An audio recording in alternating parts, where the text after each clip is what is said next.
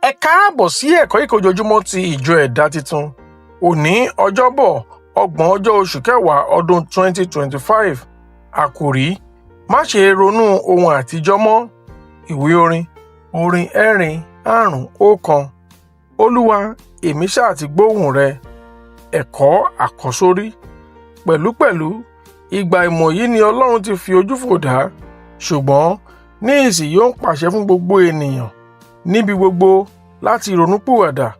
Ìwé Ìṣe àwọn Àpọ́stélì orí 17 ẹsẹ̀ 30. Bíbélì kíkà. Ìwé ìhìnrere Mátíù orí 17 ẹsẹ̀ 1 dé ẹsẹ̀ 10.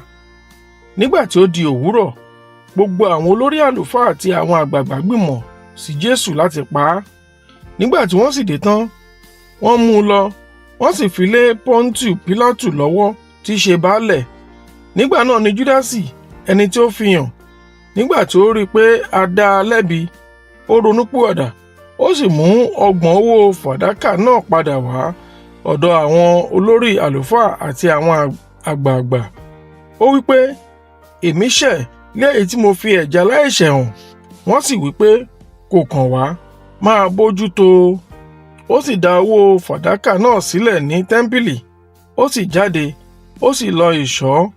Àwọn olórí àlùfáà sì mú owó fàdákà náà, wọ́n sì wí pé kò tọ́ kí a fi sínú ìṣúra, nítorí pé owó ẹ̀jẹ̀ ni. Wọ́n sì gbìmọ̀, wọ́n sì fi ra ilẹ̀ amọ̀kòkò láti máa sìnkú àwọn àlejò nínú rẹ̀. Nítorí náà ni a ṣe ń pe ilẹ̀ náà ní ilẹ̀ ẹ̀jẹ̀ títí di ọjọ́ òní. Nígbà náà ni èyí tí Jeremáyà wòlíì sọ wá ṣẹ pé wọ́n sì mú 30 owó fàdákà náà, iye owó ẹni tí a díyelé, ẹni tí àwọn ọmọ Ísírẹ́lì díyelé. Wọ́n sì fi ra ilẹ̀ amọ̀kòkò gẹ́gẹ́ bí Olúwa ti lànà sílẹ̀ fún mi.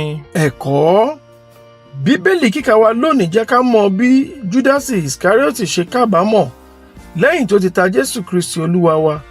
Ó kábàámọ̀ ohun tó ṣe, ó sì dá owó tó gbà padà sọ́wọ́dọ̀ àwọn olórí àlùfáà àtàwọn alàgbà.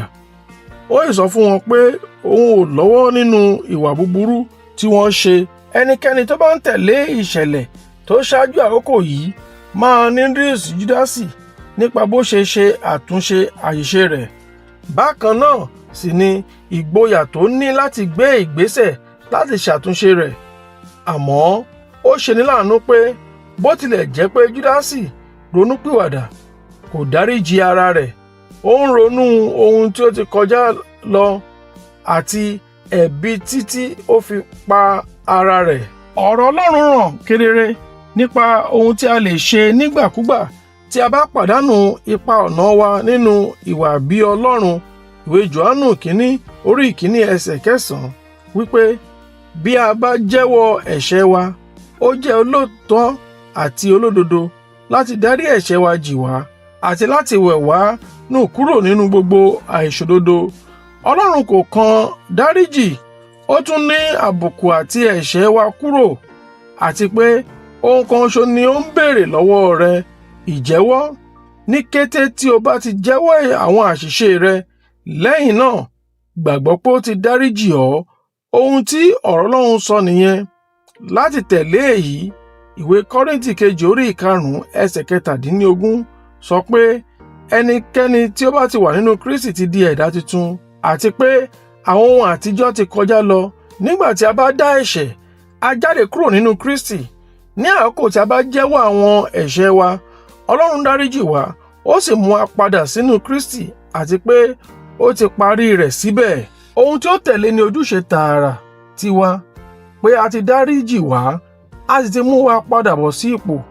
A gbọ́dọ̀ fi ohun àtijọ́ tí ó ti kọjá lọ sílẹ̀, kí a kọ́ ẹ̀kọ́ látinú ohun àtijọ́ náà. Ní ti ẹ̀dá, a máa ń tètè kó ẹ̀dùn ọkàn wa káàkiri, a máa ń sọ̀rọ̀ ìbànújẹ́ wa, a máa ń fi ìbínú sọ̀rọ̀, a sì máa ń bínú sí àwọn tó ṣẹ̀ wá. Àti pé ọ̀pọ̀lọpọ̀ ènìyàn gba ìrònú láàyè láti mú ìbànújẹ́ ọkàn wá. O lè fi ohun tí ó ti kọjá sílẹ̀ nìkan, ìbínú àti ìbànújẹ́ sílẹ̀, kí o sì dáríjì ara rẹ gẹ́gẹ́ bí Ọlọ́run ti dáríjì ọ́.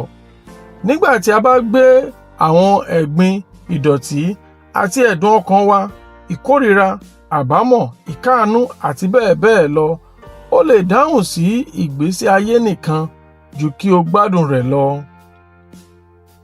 Ẹ̀kọ́ àmúrelé. Bí o bá sì ń ronú àwọn ohun àtijọ́, ó máa ń dènà ìdàgbàsókè ti ẹ̀mí àti wípé ó lè dènà ìjọba Ọlọ́run. Àdúrà. Jésù Olúwa, ràn mí lọ́wọ́ láti yọ gbogbo ìbínú àti ìkorò ọkàn tí kọjá lọ kúrò lọ́kàn mi. Àmín. Títí di ọ̀la, ó dàbọ̀.